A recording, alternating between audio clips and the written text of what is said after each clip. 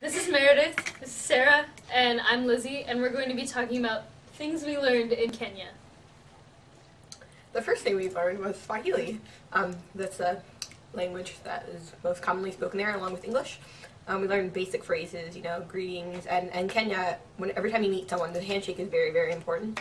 So, just every time you met someone, it was kind of rude if you wouldn't shake their hand. Mm-hmm. So we had to do that, and we learned all the basic stuff, and we got along pretty well. Sana means thank you, so we'd say that more commonly than anything else, pretty much.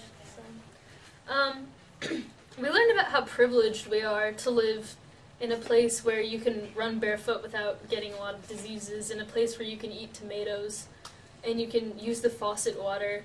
It's just a lot of things that we always took for granted, opening your mouth in the shower, Meredith, and just things like that. We didn't realize how easy we had it, really, so that was interesting. We also learned more about our future careers. I got an experience to go see what I would love to do when we visited the hospital in Eldoret, so that was a very nice experience.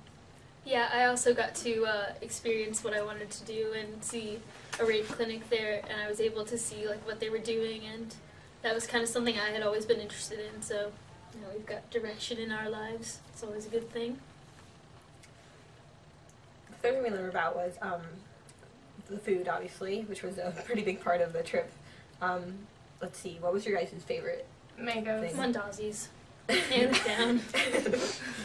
Yeah, you can't, like we said before, you can't drink we didn't feel comfortable drinking the water, unless it had been heated up and boiled, so it was safe for drinking. So we drink that or just bottled water the whole entire time.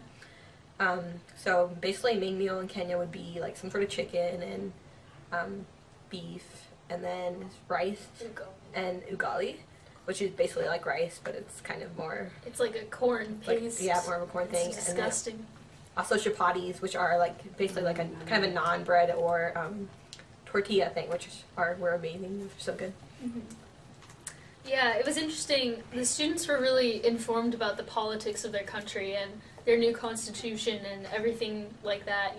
We don't usually, unless there's a presidential election coming up, we don't really pay attention to politics, but they were really informed and they knew all the laws and things like that, so that was cool to hear about.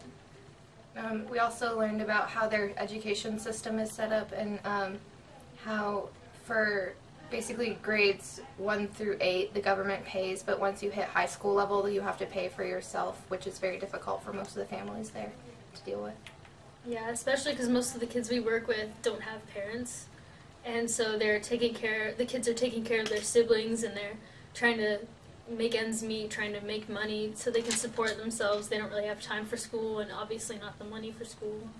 So We learned also about the big test that they take at the end of their high school, which I forget the name of, but it's a big test that pretty much determines your future, what career you will go into, and then most of the kids wanted to be doctors, the good jobs would be doctors, engineers, and just more jobs like that, we'd be talking about what we wanted to do, and they were just very set on, they knew what they wanted to do, they were very set on it, but the big test determined what they're going to do in their future.